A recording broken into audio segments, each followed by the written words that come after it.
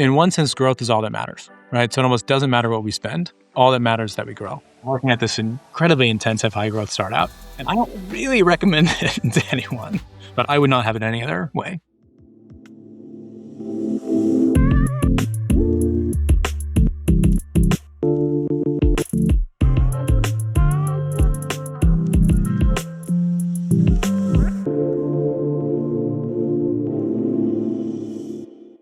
Hey everyone, it's Daniel from the Just Paid podcast. Today we have a really awesome guest that I met at several events actually. There's this one organization called Operators Guild where there's a lot of finance experts. And I was at an event and I ran into Stephen. And Stephen is actually at a company called Rillet. It's like a hot growing ERP startup in Silicon Valley that's like buzz. There's a lot of buzz around it around here. And what I like about Stephen, just to like lay the groundwork, Stephen, is you're very different in your approach than a lot of other finance leaders. Your approach is very much out there talking about the product, almost like an advocate.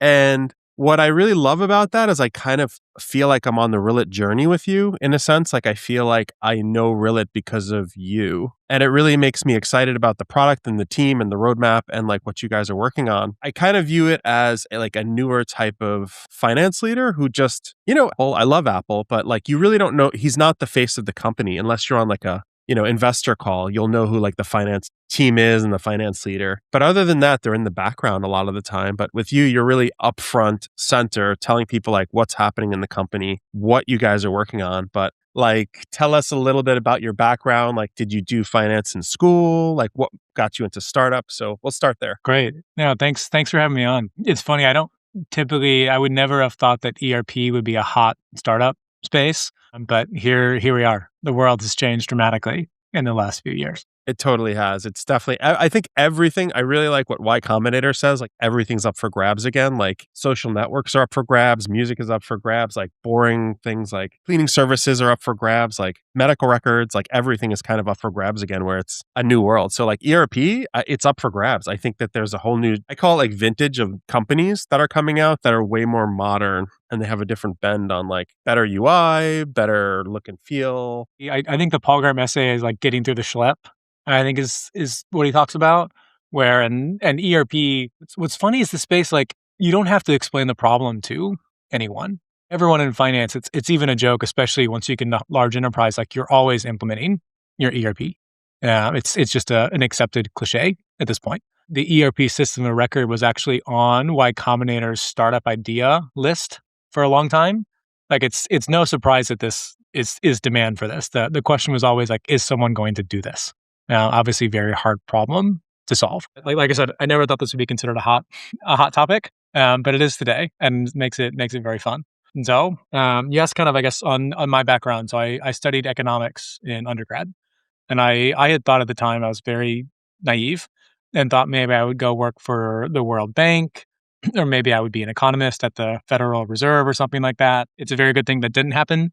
Turns out I'm not very good at math and not very good of an economist. If I'm honest with my career, it's been a lot more of falling into things by accident. I wouldn't quite call it luck in that there's a lot that I did as well to kind of force myself in that direction.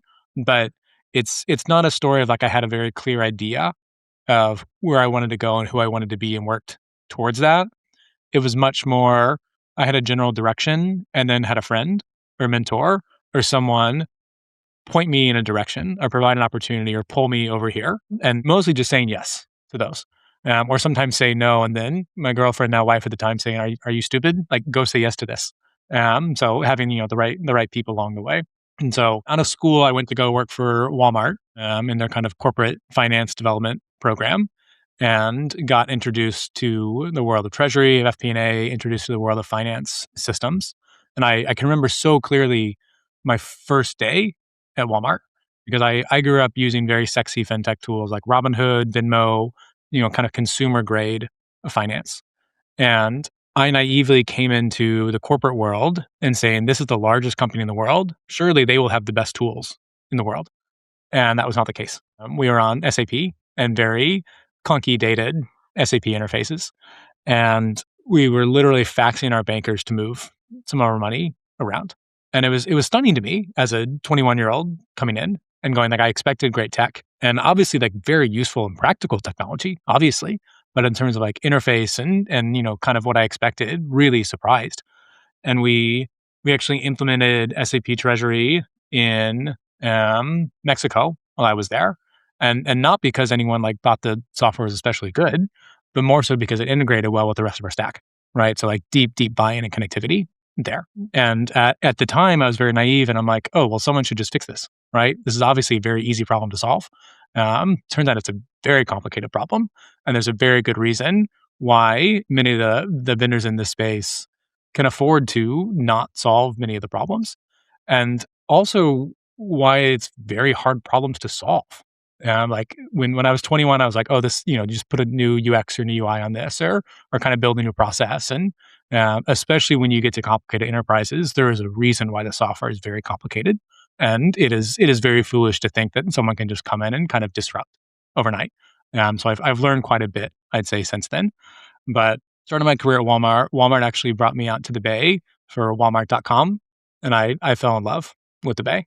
Met a startup VP finance about a year later, jumped onto my first startup and caught the bug very quickly. So you were not in the Bay originally, right? Like you kind of glazed over that. Like why the Bay? Like It's a really good question, actually. So I grew up in St. Louis. I grew up in the Midwest and had no connection to Silicon Valley, no connection to California. I didn't even come out to the West Coast until I was, I think, 20 during a college trip. And I remember landing in Seattle and then going downtown and seeing the water and then turning around and seeing the mountains and going, why did we live in the Midwest? Of all the places we could have picked to grow up and build our lives. And then I learned about housing cost and family and jobs and learn, the importance of location, right? But I remember reading in high school a lot about Steve Jobs, about Uber, Travis Kalanick, and kind of even Elon Musk and the Tesla story. And I remember like envying it quite a bit and thinking like, man, that sounds fun.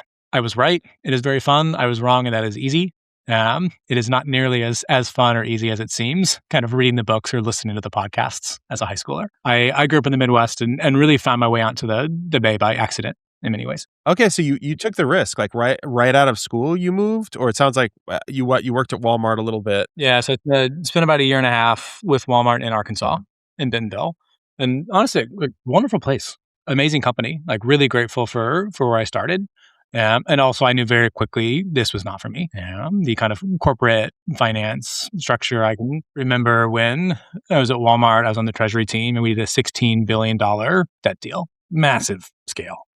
And my role was to sit in the room, watch the CFO do his work. And then once we got the cash, I was supposed to send it to Wells Fargo to get good interest rates on it. Like that's what I did. And then I joined my first startup and we did a $5 million debt deal, obviously much smaller scale.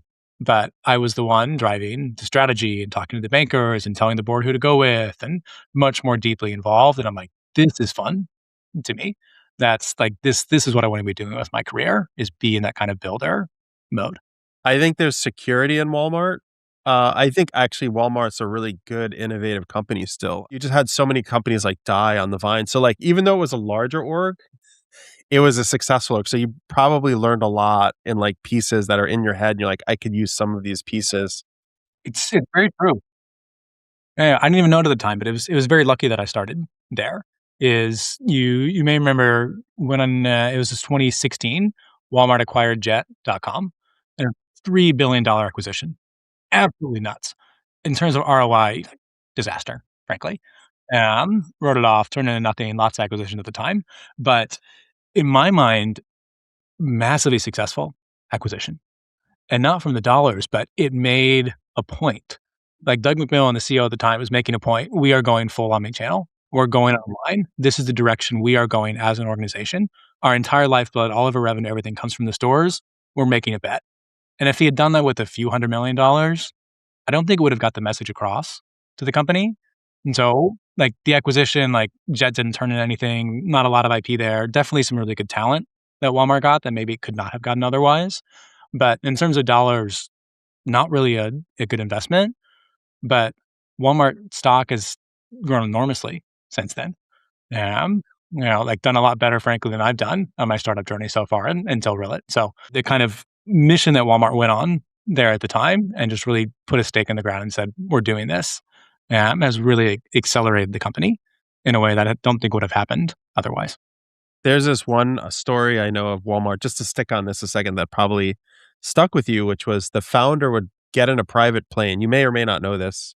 For fun, he would fly around the country and look for like locations where he could put Walmarts. And I'm like, that's someone who's obsessed. And that probably permeated for years beyond them. I don't know if they're still involved or not, the Walmart family, but Very okay. involved, Okay. very involved.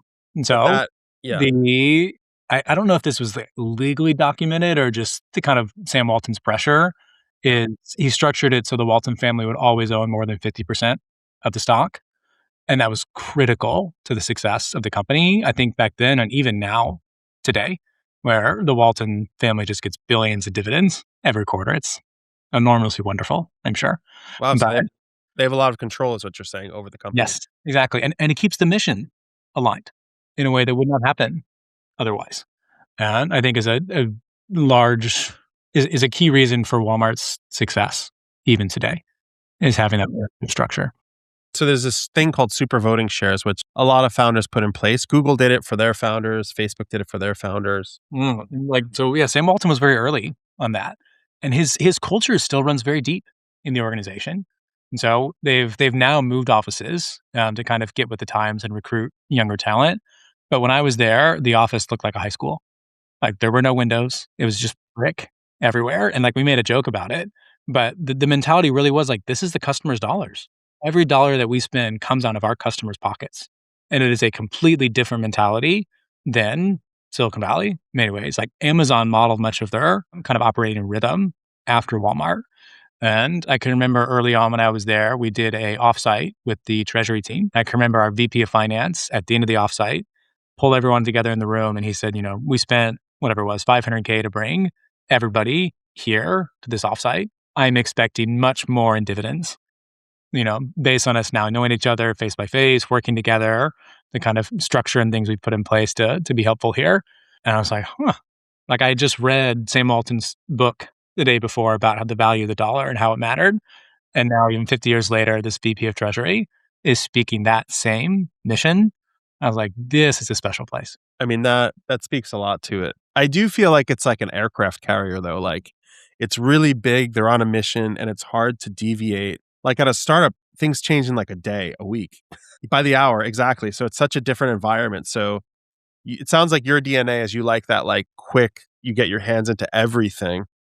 Yeah. I love the speed. And yeah, Walmart is a massive elephant. Like it's in pods, like takes forever to turn the ship. And that's why I think Doug McMillan made the big bet with Jet.com, for example, is really helps accelerate that turn because shifting an aircraft carrier is very hard to do. And you were there when that happened with Yes. Jet. Wow, that's exciting. That's exciting. I mean, it must have like sent ripples throughout the company where they're like, "What?" Yeah, it was fun. And it's like, wait, they make how much in revenue? We spend how much for it? It was very fun on the finance side, but it really did set the trajectory of the company. And since then, like the stock has done really well. I don't remember the revenue growth numbers now at this point, but they've done enormously well. And Walmart's gone online grocery, and Amazon's not been able to beat them on grocery still. Yeah, they continue to dominate there in a way that, frankly, the other retailers have not. Yeah, and it sounds like they have a war chest of money also that you were able to like. Yes. Yeah. Our CFO, I said, it's good to be the underdog with 26 billion in free cash flow. I mean, that's amazing. Okay, so you moved to Silicon Valley. Someone gave you an offer to come to Silicon Valley, and you're like, I'm going to quit this amazing job like that is stable. I'm sure there was a lot of emotional turmoil, like, because you were in a good place. It's, Walmart is not an easy place. People could like retire there, right? It's like literally you could have, I'm sure there was a lot going through your head, and you like, it takes a lot of guts to move here from, where you were. So like, what was the deciding factor? Was it the team? Was it the job? I actually initially came out to SF with Walmart.com. So a bit of, in some ways, a safe choice, getting to stay with Walmart, but also scary. And like I had no family out here, no connections. I grew up in the Midwest where like the culture is very different from San Francisco and very different from the coasts. And so not a lot of people where I grew up with come out here and move to the city and really understand the tech scene here.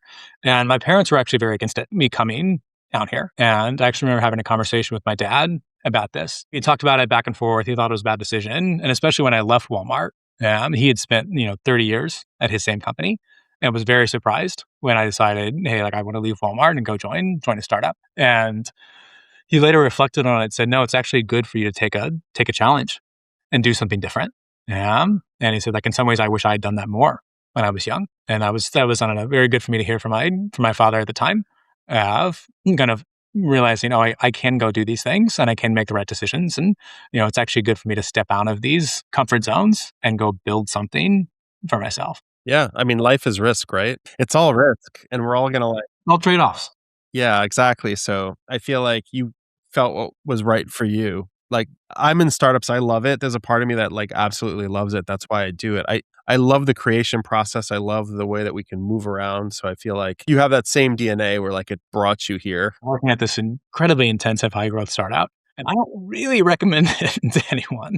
It takes time away from family and sleep and kids and is incredibly stressful.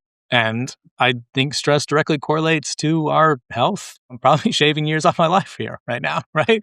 Hopefully I get a break and gain it all back afterwards, right? If it all works out well. But there's just trade-offs with this. And it's not for everybody. It is a very different mentality. But I would not have it any other way. I don't know what else I would do if I wasn't here. It's funny that you say that. I always flip the coin. And like some of my friends who work at like large, really big companies that are really safe, they're so stressed out by politics. This one friend I have, literally this week, he was saying, I have this like dilemma with this political thing happening in the company and people are fighting. He doesn't sleep at night. And I'm like, all right, that's the big company. And then I like literally outside on the road, there's a guy that's doing construction and that's a hard so I'm like, is this it's hard, but it's like I think it's a psychological game where it's a different type of like stress. Yeah, it's different stress. One of my first jobs in college was at a refrigerator factory. And my role was to be there on the assembly line and put these refrigerators together. And in some ways, I miss it. In that, like, I knew exactly my job every single day, right? There was no stressful problems, like abstract thinking or analysis to do or anything. It's like very simple job. And on the flip side, it got really boring after 3 months, right? No creativity, nowhere to go, and would be very stressful from a dollar perspective and ability to like it doesn't, pay super well. So it has different stress factors than this. But sometimes I do miss just being told what to do and just go do it. So my question to you, Stephen, was actually, going back to the SAP days, right? I mean, just in Walmart and looking at the software called SAP. So there's one liner I see always on Twitter, which is, if it works, don't touch it, right? Because it's going to break things. So do you think legacy companies actually use these tools because they just fundamentally work and just adopting a new software might not fit into their business really well? Do you think that could be one of the reason? And like, what would be your thoughts on that? Yeah, no, I think it's really interesting. Like I think about our business, for example, is we both catch companies on their growth journey where they're going from like a more like junior GL to us. And then we also see them come off a legacy mid-market ERP and convert to us, right? Both of those happen. But we could not handle, say, a Walmart, for example. There's like our system is not advanced enough at this point to handle that. And I wonder, truthfully, like, would it ever make sense for a Walmart of the world to move to Rillet? Even if we could do that. They have 50 years of history there, right? Enormous complexity. They've customized the entire software for their specific business, change management, all of that. And there may be no scenario where they would ever move to us. In some ways, that's okay, right? Like we can't get Walmart, but we'll get the next one. Like that's fine. I think there's also a difference now within the age of, dare I say, like within this AI era, the cost of implementation is decreasing. Where even with our software, like we can implement much faster than the legacy tools. And I think that will continue to increase, where maybe not 6 months from now or 12 months from now, but 2 or 3 years from now, could Walmart make a move to someone like us? Potentially. In some ways, they might have to, right? Is Walmart kind of toyed with the idea of online commerce for literally 15 years. Like Walmart.com was started in 1999. Like they did not, it's not like they weren't trying to do something online. Like they recognized it was there. They recognized the internet was happening. They just didn't take it seriously. And then Amazon forced them to take it seriously. At some point, not living on tech forward systems will hold the business back and they'll have to move forward. And like they'll be forced in that direction or they'll become the dinosaurs that get taken over. But the switching cost for these businesses is absolutely enormous and not just from a tech perspective. And so it's almost like not worth it to them. They need to be forced into it in a way that like a startup can take advantage of it in a very different way. There's a huge benefit to building your tech stack from scratch versus having to change an existing legacy system. Not working at startups, it kind of just feels like that, don't you think? I mean, like these big companies, when you're just there, they're like, there's a big SOP, you just have to follow that. There's not a lot of critical thinking happening. But immediately when it comes to startups, like you just said, hourly changes. There's something coming up almost an hour. And now with AI, I think it's just happening every single day. I think the leverage has been increased a lot, right? There's so much leverage to build a lot of these things. But how do you really find what exactly to build? Because there's so much to build. There's so many problems to solve for as well. And in a big company, there are so many different segments. And if they're already used to an old software, would they really be willing to adopt a completely new software, which is, again, AI native and kind of hard to implement also at the beginning? And how would the transition be? Like, how would that go about? Like, what are your thoughts on that? Yeah, no, it's a good question. So I'd say, especially like 6 to 12 months ago, the best customer for us was the millennial CFO, millennial controller, someone similar to myself that grew up with consumer grade personal software, and then now is in a position to make decisions about the software and wants to be on very forward technology.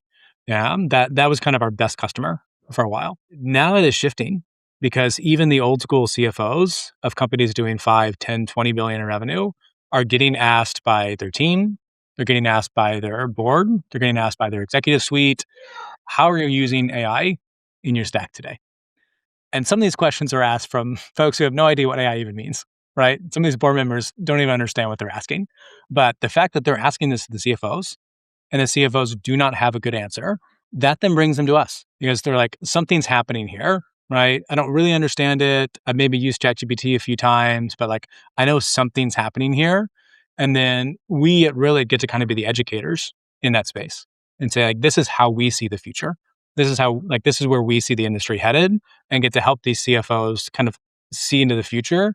Even if they don't use Rillet, is fine, right? But like, this is then what you need to go back and get from your legacy stacks. Like, this is what you should be looking for, right? From your vendors. Is like, this is the future here, how you should be thinking about your teams. So that's where I'd say like we've seen the shift happen is even with CFOs that are very much more old school. And like, there's the old adage, like, you don't get fired for buying IBM. And these CFOs that are very risk averse with AI, it is shifting their perspective in a way that would not exist when not the case. If we were just kind of in typical SaaS land in 2026, I do not think Rillet would be in the same impact that is today. If we just kind of built a better NetSuite, I think it would still be interesting. I think folks would still buy it. I don't think we would have nearly the traction that we do. The AI native is a massive part of the story that does not get enough credit, in my opinion. What you're essentially pointing out is that Rillet is more of an AI native ERP and not just a tool with like AI features just bloated on. Yes. Because early 2023, almost when like ChatGPT released in November 2022, a lot of companies were just trying to just chip in a lot of these AI features. That time, it was just a thing to just add to your software. Maybe it was a simple chatbot. I mean, I would say a lot of good companies also right now have started off from there. There was a lot of iterations, a lot of cycles that they had to build upon. But what changes under the hood when you're a native ERP and a solution that's just adding AI features on top of it? Yeah, no, it's a good question. And that what I think a lot of folks got wrong about what Rillet is building is a lot of people think that we've just kind of reskinned NetSuite, that we've kind of reskinned the legacy tool and added AI on top. And we've had to make clear to the market that is not what we're doing here, is we've actually rethought the general ledger from the ground up to make it work for the age of AI. Like it's a completely different architecture. And in some ways it's kind of hard to get across. And we've tried to figure out our messaging here. And there's not like a good soundbite for it yet. But the traditional system is built on kind of legacy batches where all your transactions come into the system and they wait. And they kind of sit there and wait for you to come and activate them throughout the system. Rillet is not built that way. Rillet runs what we call real-time or continuous close architecture, where as soon as a contract comes into the system, all the journal entries get created, all of them. That's not what happens on NetSuite, right? NetSuite contract comes in, it sits there. And at the end of the month, you go in and you literally click a button called run, and then it generates all the entries. And then next month you do it again. Next month you do it again, right? It's literally like this batch system. Rillet is architected completely differently. And it's because it's built by accountants. We have the CPA blood deep within the company, and that changes the way that we build the system and enables a very different outcome for our customers. So, what would you classify as the most, transformative part about an AI-native ERP? Would it be like real-time forecasting, close cycles, GTM analytics, or something else that you want to share with us? The best benefit is you get your time back. Is legitimately so. We have a customer who, at his prior company, they had 4 people to do what he did, and at the company he's at now, they're doing more in transaction value, more in revenue, more in expenses, and it's just him managing it. There's not kind of this overhead of people. And so there's both like the cost savings to a company with more lean, and then literally like your time back is the stuff that normally you would spend time manually categorizing transactions, manually mapping transactions, manually reconciling. The system just takes care of it. And some of that is AI and AI agents and AI workflows. Some of it is frankly just good software. Right? Is like we have the benefit of building a GL today with all the learnings from the legacy tools. Right? We get to rebuild, frankly, what NetSuite would like to if they could rebuild the system today. We had the benefit of being able to take what they invented, the incredible parts of their architecture, and then correct the missteps and build something completely new. So that's what our customers then get to benefit from, is a very modern architecture. It's the same way that like a ramp or a Brex is built differently than old tools, where they think about the stack differently. They think about APIs differently, think about connectivity differently. And it's just a modern mindset. And it's not just UI, it's the architecture behind the system that then enables a very different speed than kind of a legacy tool. I was listening to a podcast about taste, and taste is like the logic. And the thing that AI does not get is the logic and the taste that like the accountants would get. So it sounds like you have a lot of feedback loops, like to reiterate and iterate on the product over and over again. Do you organize that group, or is it like your users, or do you have like an official like advisory board? So we do have an advisory board internally, and then it's just constant customer feedback. We both have like systems in place to be able to track customer feedback and log it and tag it to tickets. We use Linear internally to help us track all those things. And then it is really like a relentless focus on shipping features for the customer. The great benefit to buying a system like Rillet is you're buying the system today, but you're also buying the system 6 months now and 12 months from now.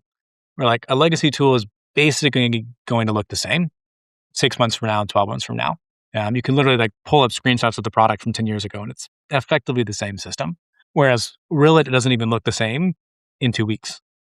So you push that forward, like if this is what Rillet is at a Series B, you can imagine this at C and D, and in 2 years from now, like the system just enormously improves over time. We say it internally, like you're buying velocity when you buy Rillet. And it's the same thing with a lot of new age tools. I think about it this the same way, is the difference. I don't even say like moat, like the speed is the moat. I don't think that's entirely true. Like you still need quality and taste, to your point, but the improvement in the product is the moat. Is like if our VP of engineering said it really well in our all hands today, is that if we care about our customers more than our competitors do, we'll always beat them. That's what we have to do. Is we have to care about our customers more and build what's right for them, and then we can't lose. That sounds like Amazon in a lot of ways. Like Amazon just focus what does he call it? Like relentless focus on the customer, make the customer happy, and everything else takes care of itself. So you guys have that same ethos internally. Yes. And you have to. And this is especially for us, like we're a system of record. If we don't work out, we're your GL, your financials. If it doesn't work, like you get fired. We have customers that are making a bet on us. We have customers that say, hey, I'm going to go with Rillet. And like the whole pitch to their CEO, the reason they get to buy us instead of a legacy tool, they say, hey, I'm not going to hire anybody for 2 years. That's my trade-off here. That's the commitment I'm making. I'm going to get efficiency gains from this that I would not get otherwise. And therefore, like you, CEO, board, can feel comfortable taking this risk.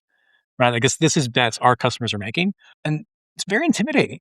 right? It's a lot to live up to. It sets a bar for us, but it makes sure that we meet it, right? Like the expectation from our customers is very high, and it forces us to continue to meet those expectations and even exceed them. Another question for you. I guess this is cultural. So Just Paid is completely remote. We're a remote team. Everybody's remote. Really? You guys have an office in SF, right? Yep. What does the culture look like for you guys? Like, how are you like creating that culture? I feel like you're a big voice for people at your company, so they look to you. What is an in-person culture like now in San Francisco? It's a great question. I'll be honest, like we're still figuring out ourselves. We started fully remote as a company, very core to our identity to hire the best talent wherever we can find it. And as the pace of innovation has accelerated, we have gone more in office. So even today, we're a bit of a hybrid model where we have an office in New York and San Francisco and Barcelona.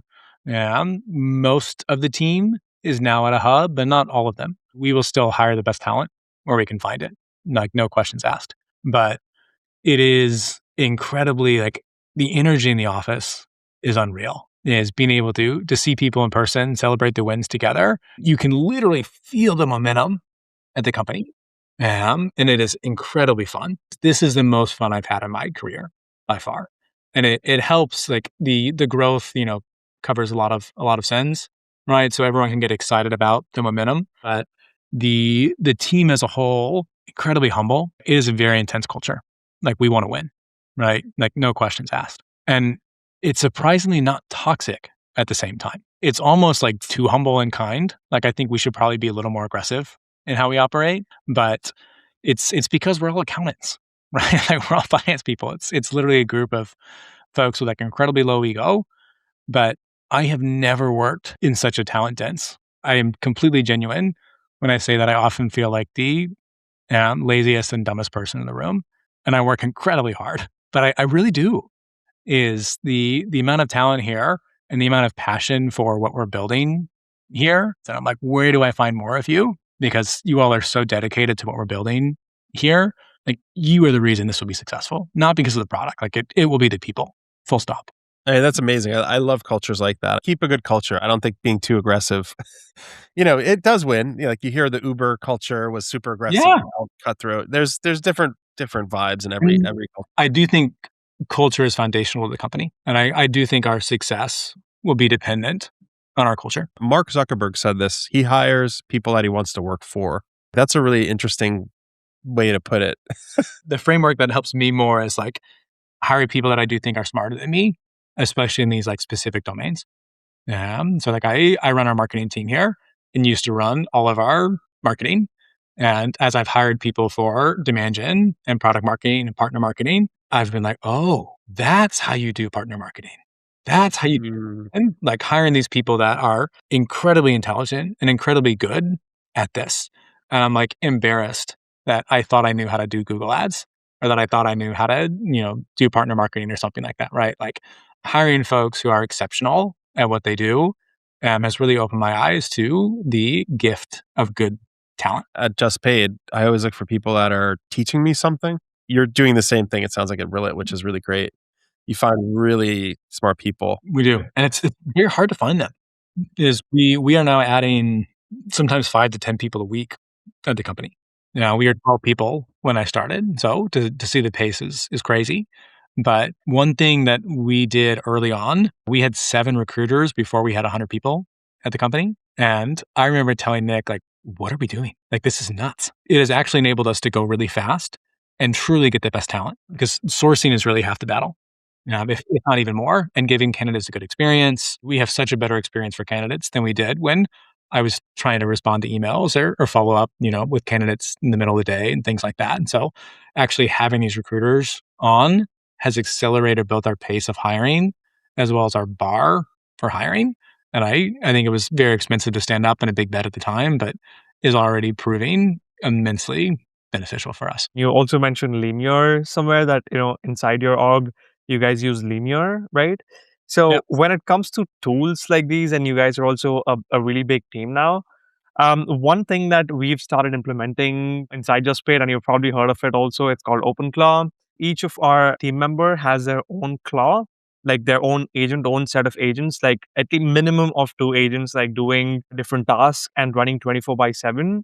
Is that something that you guys would be open to implement? You can actually like fine tune the culture of Rillet also inside these agents by Yes, simply writing a soul.md file. So is that something that you guys are exploring? Because it'll just give you a lot more leverage on top of the amazing culture that you guys already have. If you do, so would love to know your thoughts there. we haven't done Claw on the marketing or finance team. We've gone aggressively after Claude and Claude Cowork so far. So our designer has built some of his own tools to even simple things like backgrounds and moving backgrounds and being able to like design faster. He's built kind of his own tooling. And on our partner or product marketing and then sales enablement, our leader there is fully AI native.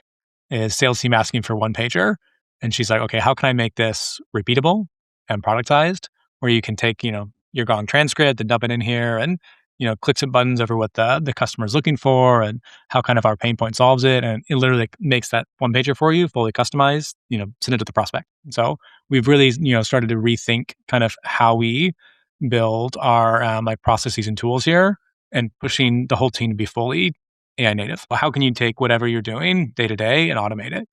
So we haven't got to Clawbots yet, but we'll get there. Maybe you can teach us how to do it. There was, I think, one article where I read like you talked about applying a CFO mindset to marketing, and I'm actually on the GTM team, so I would really love to know your pointers there. Like, how do you think that actually changes a way startups thinks about GTM, about spend, experiments, any attributions, any pointers there? I'll say what has surprised me about marketing as a finance leader is that marketing works. Frankly, it bothers me that it works, but it totally does. Is if you're not telling your story, no one else is. You have to be the one telling your story. And so our founder, Nick, and I started posting on LinkedIn in January of last year, and it completely shifted the trajectory of the company. And it was so annoying to me because we were shipping at the same speed. We were gaining the same amount of customers. Like nothing had changed internally, but we were now telling our story. And now everyone's like, ooh, really, there's so much momentum. There's so much happening. Wow. And I'm like, we've been doing this for the last 6 months, right? But we weren't talking about it. So like, why was I surprised that no one had heard about it, right? Like you have to be the one telling your story because nobody cares, right? Nobody cares. You have to go make them care. It is annoying to me as a finance leader that marketing works, but it totally does. The way we kind of approach marketing here is if something's working, we double down, and we just continue to double down until it stops working. A good example might be like LinkedIn ads. We might be way over budget on our LinkedIn ads, but if it's working, we just increase it, and we increase it, and we increase it. And even though we're way over from a dollar perspective, like who cares, right? I'm meeting my kind of targets and efficiency goals. It's like, let's go. As long as it's working, let's keep spending there. And we do that with dinners. We do it with events. The other way I think folks should approach marketing, especially at finance companies, is from a brand perspective. And I hate it because it's so squishy. And we have a benefit of being able to spend on that with kind of the war chest, the amount of money that we've raised, frankly. But there is a incredible value to having a really strong brand in the industry. So Ramp does an incredible job of this, is that they drop a wrecking ball in the middle of New York and everyone oohs and ahs, right? They do this Brian campaign and send bald caps everywhere. And it's like, you're a credit card software. Like what is this, right? But everyone loves it, is they have built this brand where they can do effectively anything they want. And that is the aspiration we have at Rillet, is to build a brand in the same way where we can be fully authentic to who we are, fully authentically ourselves, and be able to make big bets like that from a brand perspective and still be seen as a fully enterprise company. That's going to be a very sweet balance, right? A fully enterprise ERP company with that the Silicon Valley plot inside. I think that's going to be the sweet spot, right? So, Yeah. just about this one, I had a question just about the mindset here, right? Just going back to the very early pointer that you mentioned about, Walmart being, count every single dollar versus Silicon Valley being, spend $1 million on a domain, a .com domain because it ranks in SEO. So just if you could just share your points there on how do you think the mindset is different? The way I think about growth for us as a startup is, in one sense, growth is all that matters, right? So it almost doesn't matter what we spend. All that matters is that we grow. The flip side is the opportunity cost is massive. So if I spend 100K on a billboard, that is 100K I can't spend elsewhere. So I could host 20 dinners for 5K each.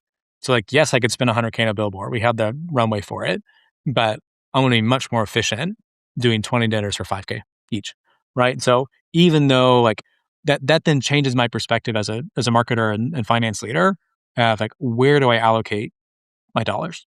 Is where can I get, the most ROI from them and get the best reach? Even though like I can just burn it. But the good thing about leading marketing as a finance leader is I get to think about it in ROI in terms. And maybe we do both. Maybe we buy the billboards and we do the 20 dinners. I think what we often miss, or what I see marketers often miss, is the opportunity cost. Yes, the billboards are good, but like, could we actually spend that better somewhere else? I just wanted to thank you, Stephen. I learned a lot, honestly, during this session. I feel like you have a lot of insights and you're super experienced. This was a great, fun podcast. So thank you for being a guest. Of course. Thanks for having me. This was a lot of fun.